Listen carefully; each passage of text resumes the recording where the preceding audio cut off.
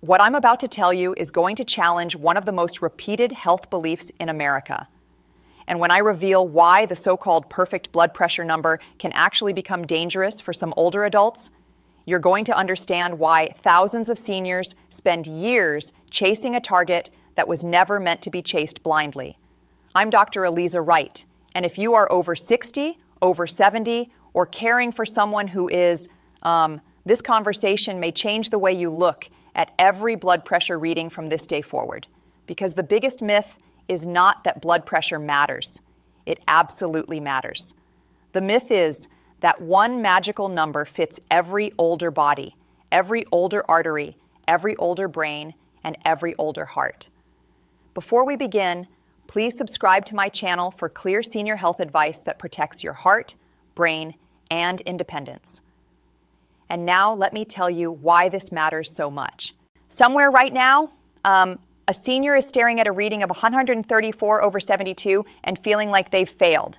Somewhere else, another older adult is proudly celebrating a reading of 108 over 58 while ignoring the dizziness, the fatigue, the near fall in the hallway, and the fogginess that started after a medication increase. Both people may be misunderstanding what their numbers really mean. And when blood pressure is misunderstood, seniors do something heartbreaking. They either panic over numbers that may be acceptable for them, or they feel reassured by numbers that may be too low for their body to tolerate safely. Let me say the myth out loud so we can expose it completely. The myth is this: the best blood pressure for every older adult is exactly 120 over 80. That sounds neat. It sounds clean. It sounds medically official. It sounds like the kind of number you print on a refrigerator magnet and follow for the rest of your life. But human physiology is not a refrigerator magnet. Aging changes arteries. Aging changes medication tolerance. Aging changes how quickly blood pressure drops when you stand up, how stiff blood vessels become, how kidneys respond, how the brain is perfused, how the heart muscle fills between beats. And if you ignore those realities and chase one single number without context, you can end up treating the number while harming the person. Let me tell you about Eleanor, because her story reveals this better than any chart ever could. Eleanor was 79, fiercely independent, still drove herself to church, still gardened, still cooked Sunday dinners for her family. Her doctor had told her years earlier that healthy blood pressure was 120 over 80, so Eleanor made that number her mission. Every reading above it felt like danger. Every reading below it felt like victory. Then 1 month, her medications were adjusted, and suddenly she was getting readings around 116 over 62, sometimes 112 over 60. She was thrilled. She thought she had finally won. But within 2 weeks, she started feeling lightheaded when she stood up, weak in the shower, and strangely exhausted by noon. One morning, she blacked out for a second near the kitchen counter. Eleanor thought the problem was age. Her daughter thought the problem was dehydration. But the real problem was that everyone was celebrating the number instead of listening to the body. When I reviewed her case, what struck me was not that her pressure was catastrophically low on paper. It was that the number looked beautiful while her symptoms looked dangerous. That is the trap. For many older adults, the right question is not, am I at 120 over 80? The right question is my blood pressure low enough to protect my heart and brain, but not so low that it steals my balance, my strength, my kidney function, or my independence? Eleanor did not need a prettier number. She needed a safer one. After careful adjustment, she stabilized at readings closer to 128 to 134 systolic, and her dizziness disappeared. Now here is the first truth that almost no one explains clearly. 120 over 80 is a category, not a commandment.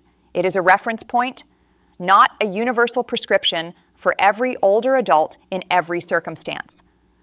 When people hear that a normal blood pressure reading is under 120 over 80, they assume anything above that is automatically failure, and anything below it is automatically success. That is not how good medicine works. Good medicine asks what your average home readings look like, whether you have symptoms, whether you are frail or robust, whether you have kidney disease, diabetes, coronary artery disease, memory issues, falls, or medication side effects, and whether your pressure drops when you stand. In other words, doctors are supposed to treat you, not worship a number. And here is the second truth, and this one becomes more important with age. For older adults, the top number, the systolic pressure, often tells us more than the bottom number about cardiovascular risk. Why? Because as arteries stiffen with age, systolic pressure tends to rise. That means the blood pressure issue many seniors battle is not always a dramatic bottom number. It is often a creeping top number that slowly climbs with time, while people still say, well, I feel fine. This is one reason older adults can have what looks like a decent diastolic number, yet still carry a higher risk from the systolic side. And it's also why two seniors with the exact same reading may need completely different decisions depending on symptoms, trends, and the rest of the medical picture. Now let's talk about the third truth, because this is where the myth becomes emotionally manipulative. Single readings are seductive. They make you feel as if health can be captured in one moment. One number, one glance, one verdict. But blood pressure does not behave like that.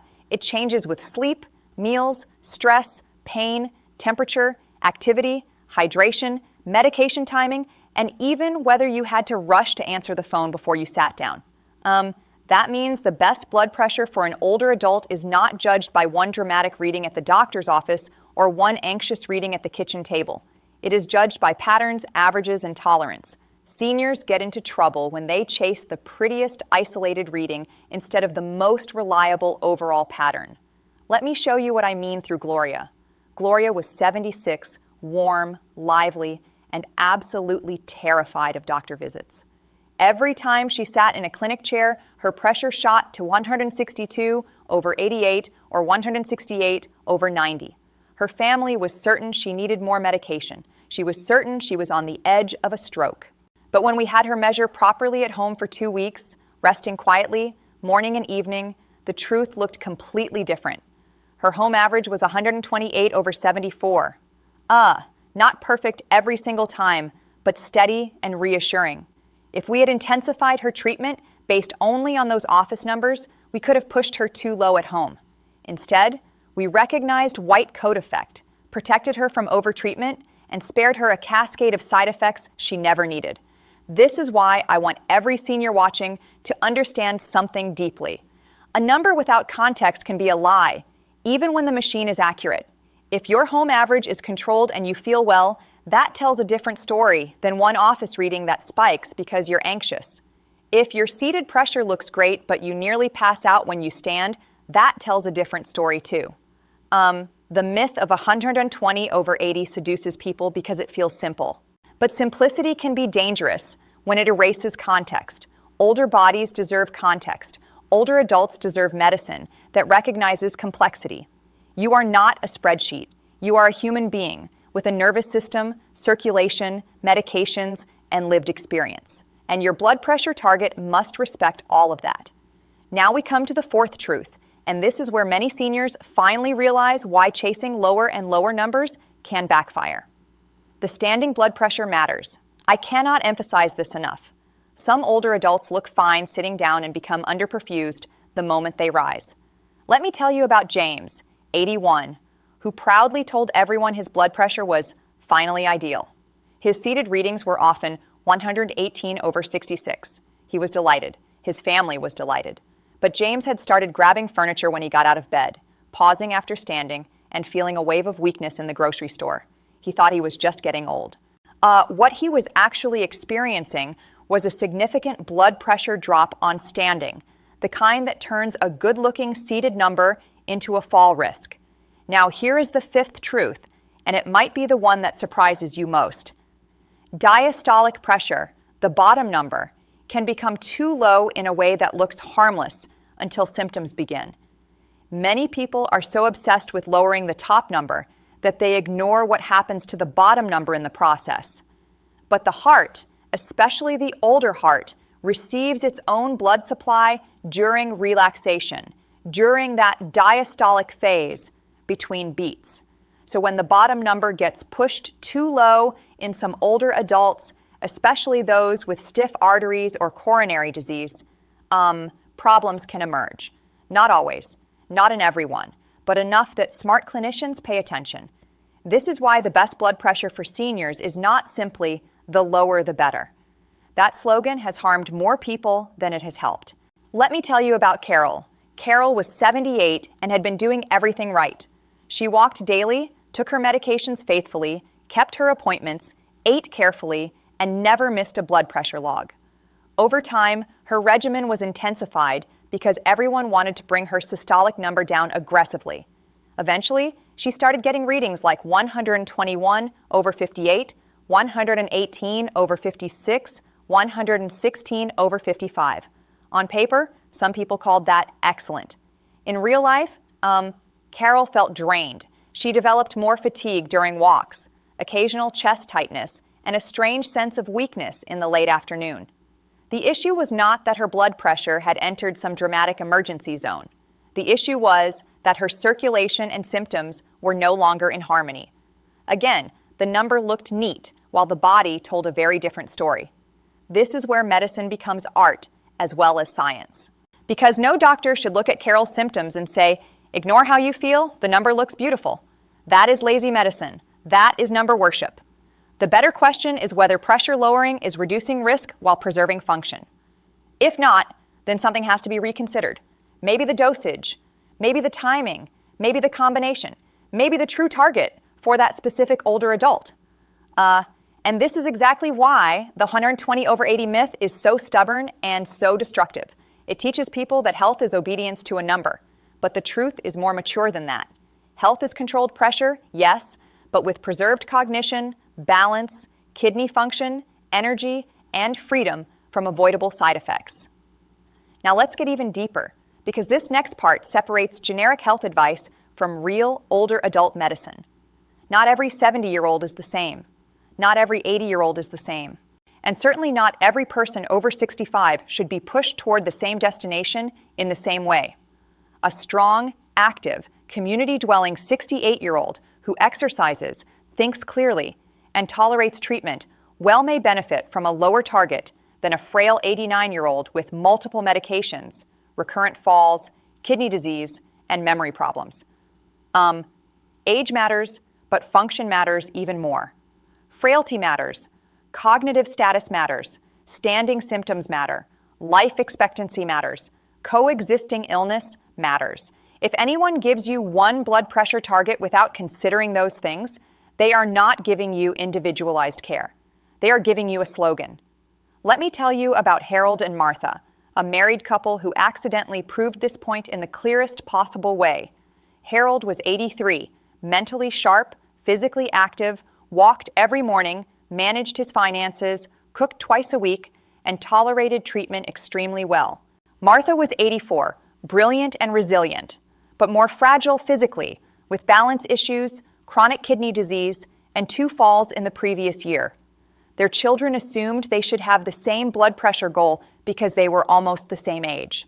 But medically, they were completely different cases. Harold could safely pursue tighter control with close monitoring because he tolerated it and remained steady. Martha needed a far more cautious approach because the cost of pushing her too low was not theoretical. It was a fractured hip, a hospital stay, and the loss of independence. This is the 6th truth.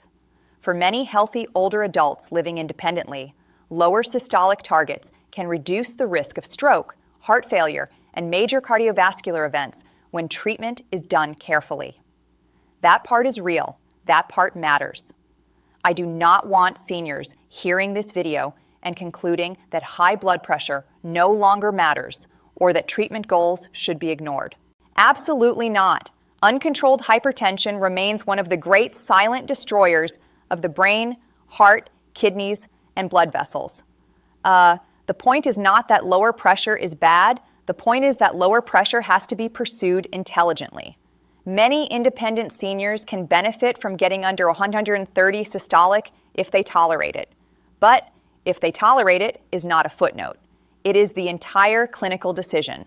And that brings us to the 7th truth, the one I wish every senior would write down. The best blood pressure for an older adult is the lowest pressure that meaningfully reduces long-term risk without causing short-term harm. I want you to hear those words again in your mind. The lowest pressure that reduces long-term risk without causing short-term harm, not the prettiest number, not the number your neighbor brags about, not the number someone on television declared perfect for everyone. The safest target is the one that protects your future without damaging your present. If treatment saves your heart but takes your balance, something is wrong. If treatment lowers your risk but wipes out your energy and makes you afraid to stand, something is wrong. This is why thoughtful doctors individualize care instead of chanting 120/80 like a ritual. Now let me show you how this myth